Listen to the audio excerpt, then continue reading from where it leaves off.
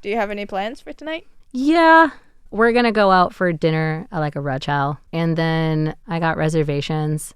And it's most importantly somewhere that we can sort of walk home from. Oh, nice. Or we can like walk to our stop and we don't have to get like consumed by the crowd. Lovely. Yeah, that was like my number one thing. What about you? No, I'm just going back to my bed. Awesome. Ring in the new year by sleeping in. Yeah. Perhaps, call out to my parents, wishing them Happy New Year too, but that's it. Set a midnight alarm that's like, oh, and Happy New Year, and then back to sleep. Pretty much, yes.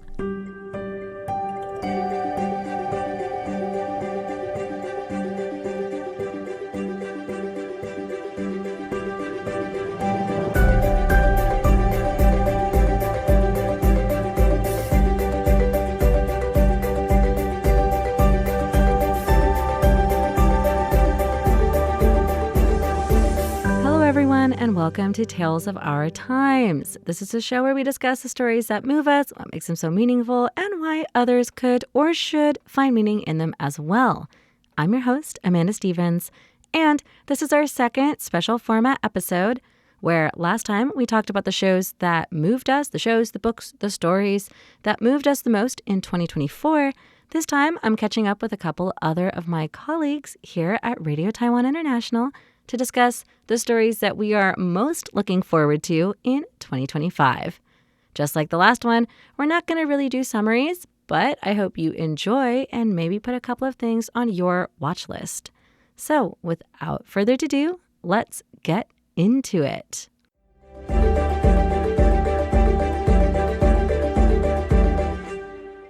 So, Phil. Hello. Welcome back. It's been a long time since you've been on the show. Thank you for having me. Yeah, thanks for coming back. Now, Phil, to introduce yourself, like what's a little bit about that, and what are some of the shows you do here at RTI? So, I would be probably labeled as the music guy, since I used to do a show about island tunes, which is related to music. You play some of the Taiwanese famous artists that will never make it to studio with me. And then those that I could get into the studio and have an actual interview with them, that show would be dedicated to Taiwan Grooves, which is another music show looking at their origins, what they do, their music, their works, their future plans, etc.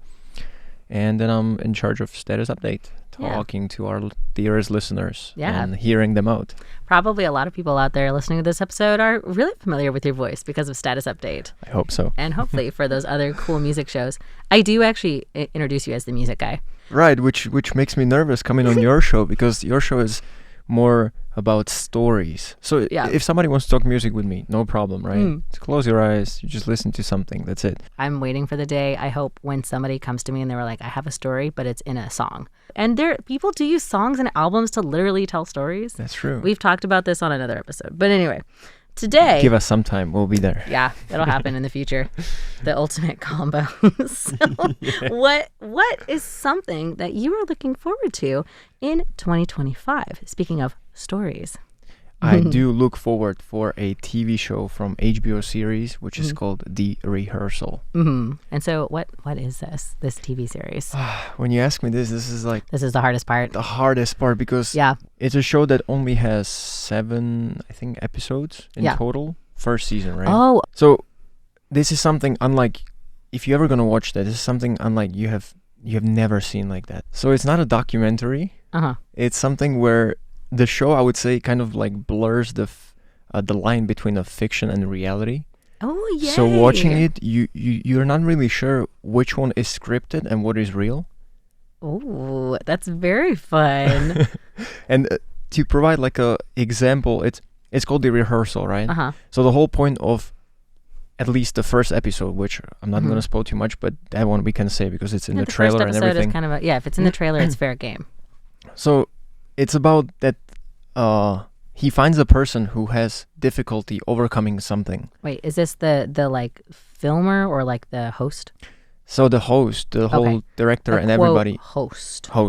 Yeah, right. Maybe he's a character if it's scripted. He is a host, he's a character, he's all in one. Okay. He's a one-man team.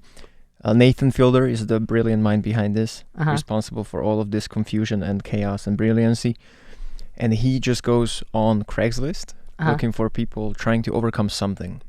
Oh. And with that something with the first season is that somebody has been a part of a team, a part of a group, and he's been lying about the degree, the education degree he got, and he wants to confess. Oh. But he never found the right words, never found the right chance, never found the right method how to go through it, right? So Nathan, this guy, the host, reaches out to him, says, hey, I can help you. And what they do, they go extra, you know how you go extra mile for a joke or for something? He goes extra, I don't know, 1,000 miles, kilometers. Yeah. He prepares the whole scenario. He rebuilds literally Like the detail by office or detail whatever. the whole bar where it's going to happen. He hires an actress who studies the other persons he wants to confess to, her behavior and her method and everything. And then what they do is they ran, I don't know, over 200 scenarios of all possible rejections, acceptance, everything. Hence and like rehearsal. middle in betweens. Oh, wow. Wait, that sounds Just so interesting. insane. What? It's honestly, this would be something I would recommend to watch to anybody because it's something I don't think you have seen anything like this on TV. I have never heard of something. I think this is like the dream scenario for a lot of people. I'm thinking of like myself, like every time that I have something I'm really anxious for, that's exactly what I want. Where I'm like, I wish I could just go through everything and like a no stakes, Just try like it out. when we're over it, or even sometimes like after I've had a really bad argument and I'm like, I just want to practice what I should have said. Like so that next time this comes up, I'm ready. Like, oh my God. And this is where Nathan shows up, comes in, and gives you the perfect opportunity to all try it with the controlled environment. Wow. So you have kind of like a little control of the outcome. Yes. And you're trying to minimize all the possible factors and just deliver it and make sure that it goes well. You're prepared. Oh, that's so interesting. Wow. Okay, so the first season is already out, and then this sounds like it's very episodic. So like you don't necessarily need to see one show in order to watch the next one, right? Because it's different problems each time. See, that's the thing. The first series kind of like lets you in on what's it going to be about. And it seems like it's going to be very detached and it's going to be different guy, different episode. Yeah. But it's not. The first one is kind of it lets you in on like what the shtick is. What the shtick is, and then the remaining ones I kind of all linked together. The first one seems a little bit detached from it, but since you watched the first one, it needs to be there. Okay. Yeah, so you should watch the first season if you want to follow up the second season. Of course. Okay. When does that come out this year? I believe, if my information is right, somewhere around March. So we're all hoping for March, at least. We're all hoping for March. Okay. Wow. That sounds so cool. I'm so glad you told me about that. Thanks for coming on. So what an interesting show to start it off with. Definitely. Highly recommended. Yeah. Really. So welcome, Iris Hsu. Thank you for having me. Thanks for coming back. You actually did this last year, I think. I did? Yeah. I couldn't remember. I know. I only ever managed to get you on for these very short ones, which is fine. It's always a pleasure. Oh, jinx. So, for anyone out there, is there something you'd like to say to introduce yourself? Sure. My name is Iris Hsu. I am the program coordinator for the English service here at Radio Taiwan International. And we wouldn't function without you. That's too kind. And I also have my own program, which is called The Divide, where I talk about international affairs, current affairs, what's happening in today's world, basically. It's I find it a really interesting show because it's interesting to hear both sides of like a stark division. And you can usually, I'm an argumentative person. I often find myself on one side pretty firmly, but I admire you for being able to have this like forum that's like, let's present both of them and kind of open up that discussion. Yeah. Thank you. But I do feel like, I am sort of the same kind of person as you are, where my show is slowly turning into like firmly standing on one side and then just kind of giving the other side the right of a reply. Yeah. It's turning into from the divide to change my mind. Like, you won't. Yep. Well, anyway, today we're here to talk about something that you are looking forward to in 2025. Oh my God. I am so looking forward to a comeback TV show. Mm-hmm. There's this Netflix Korean drama called Hospital Playlist, I believe. Ooh, okay. Korean dramas, usually well written. I have to give them that. They do know how to keep watchers, too, in the radio. They know how to keep watchers hooked. They're really good at that. Yeah, and it's not your typical like love romance type of show, but it's about a group of doctors, their lives, day-to-day life in the hospital.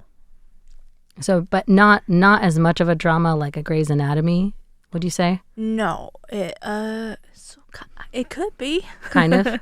Yeah, Okay. it's. I think it's completely different from Grey's Anatomy or House. Those. What do you think makes it so different in your experience, or in your own words? I like it because it's very. It makes me feel good. You know, they do cover terrible things in the hospital. People often die under these doctors' watch, but they always find a way to come back to work the next day, or always have the best intention to help their patients out. And to me, that's very, it makes me feel so much better about the world that we're living in today. And I like how all these characters are navigating with difficult labor conditions and sometimes just a very difficult patient being an a-hole. Yeah. I my sister-in-law, so to speak, is a nurse, and like I do hear that from her. Like that sometimes that is actually the hardest part, is like when you go to work and you really want to try to help somebody, but like the patient that you're trying to help is like not helping you help them. Yeah, exactly. And it's like I really just want you to be healthy so you can go live your life. If you could help me achieve that, I would love that. Yeah, and it's sort of a comedy too, so it's fun to watch, lighthearted, and they often don't. You can't watch single episode on its own. Very bingeable in that case. Yeah. All right. So then, when is this? You said the second season. The third season. Third actually. season. But there's no release date. We don't know if they're filming it. We don't know if this is going to be released. I'm just hoping that it could come back. When was the last season released? If you know. I actually don't know. It's probably 2021, 2022. So they have lots of time to get it done then. Yeah. 2024 is feeling not again. We're gonna be no. 2025. 2025 is hours away as we record this, and I am already struggling. Oh, well, thanks for coming back. I like checking in with you on these shows. I feel like you always have like very good feel-good shows, or like shows that inspire you to like keep going back to work even when it gets hard, or like keep up with your routine, or like not to give up in the hard times. Yeah. We all try, right? We all need it, for sure. Tristan, thanks for coming on. Hello, my name is Tristan. I am a reporter and host at RTI. You may recognize my voice from Formosa Fauna, which is the show I host, and it's where I talk a lot about animals. Your show always gives me like a warm feeling inside also, because I love animals, and so every time I see the little like images for your show, it gives me like a pep in my step. Good, great. Yeah, we share a lot of fun facts over there. That's one of my favorite things. So switching gears, what are you looking forward to in 2025? This one's pretty fun. In 2025, I'm looking forward to a little bit of nostalgia because Totally Spies, an animated spy-fi series, is coming back for, I think, a season 6 or 7? Season 7 to Cartoon Network. What? Do you know Totally Spies? I do know Totally Spies. I grew up on that show when I was a kid. Same. Oh my God. God. They're coming back. They've been hard at work and they're coming back for season 7. And we have yet to know what that really entails because it's picking up after a long hiatus. Yeah. I think the last one was definitely like 10 years ago, wasn't it? Like, or more. At least. Yeah. 10, 15, years ago. Uh-huh. So Yes. for people who haven't seen the show, I guess, what is it about? What's the premise of the show? It centers around three teenage girls from Beverly Hills named Sam, Clover, and Alex. And they live a double life as secret agents working for WHOOP, they call it, which is the World Organization of Human Protection. So it's like in between Powerpuff Girls and Charlie's Angels, you know, because it's always you get the three girls who are spies out to save the world secretly. So yeah, it's one of my favorite shows. It's one of those feel-good shows because you know nothing too serious is going to happen. You know they're going to resolve their issues. And it kind of just, it makes you see things in a lighthearted way. And I like that. Yeah, I have really fun memories of like, for me, when I was watching this show, I'm so excited to hear it's coming back. It was like one of the few shows that I would enjoy watching because, like, frankly, I was like, oh, it's cool. They're like girl spies. It's not we have one girl on the team group of people going out to do stuff. It's like, no, we're all doing it. And it's all kind of goofy. It feels serious.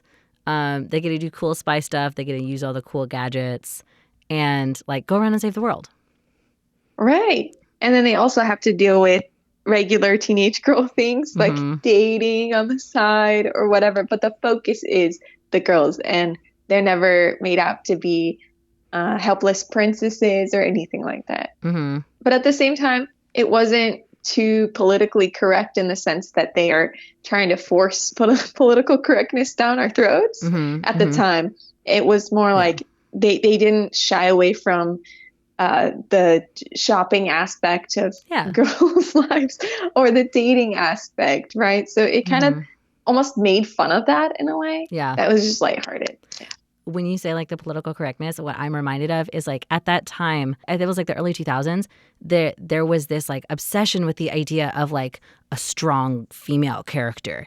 And like that idea that it was like, these are strong female characters. They're not like other girls and they don't like girly things because they're strong and they're like boys. And like, honestly, it just kind of sucked and it got like so boring and repetitive.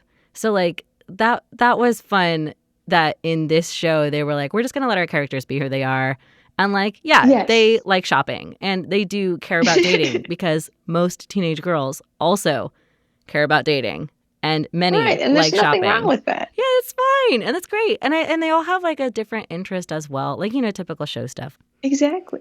It's also made by a French company. So the original is in French, and it's also fun to see like the French perspective of a California girl. You know, that's a good point. So I think that's where Clover comes from. And the voice actress for all of the girls, honestly, the voice actresses are just so good. And especially Clover's really nailed that Valley girl accent. Oh, they definitely did what I just did. Like, gross. The thing, exactly. I'm West Coast, like, can you tell? I really want to go shopping. Yeah. So, okay. And when did you say that that's coming out? I don't see an exact date yet, but they say 2025. Okay. So this is a nebulous 2025. Sometime we're expecting this show to make a long-awaited resurgence. Yes. And it could be soon because I see potential dates January 4th. We could be watching this new season in just a few days. I would definitely like watch this over a lunch break or something. That's like 100% how I would love to spend my time. Yes. So, well, Tristan, thanks for coming on my show. Thanks for sharing that with us. That's so exciting to look forward to. Thank you for having me back. Yeah. So that's all that we have time for today. Thank you to all of you out there for listening. This has been Tales of Our Time on Radio Taiwan International. A special thanks to my lovely coworkers, Fil Leskovsky, Iris Hsu, and Tristan Hildebrand. You can hear their shows and others here on Radio Taiwan International. But for now, I hope you enjoyed listening to some things that we're looking forward to in the new year. And once again, from all of us here to you, happy 2025, and we'll see you next time.